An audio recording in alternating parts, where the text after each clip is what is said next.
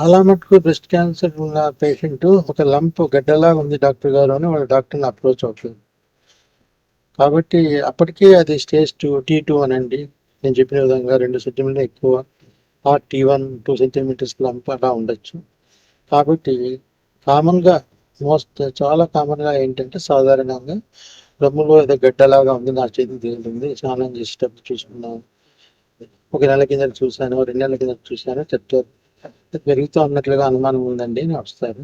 అది కామన్గా ఆ సిమ్టమ్, ఆ లక్షణము. అది కాక ఒకసారి నొప్పిగా ఉంటుంది వాళ్ళకు. అది నడుస్తున్న ఇంటర్కాస్టల్ నర్వ్స్ అని, క్యూటేనియస్ నర్వ్స్ అనేవి ఉంటాయి. వాటిని టచ్ అవ్వడం వల్ల, వాటిని ఇన్ఫ్యూడేట్ అవ్వడం వల్ల, దాంట్లో జ్వరపడడం వల్ల క్యాన్సర్ నర్వ్ పెయిన్ వల్ల ఫీల్ అవుతారు.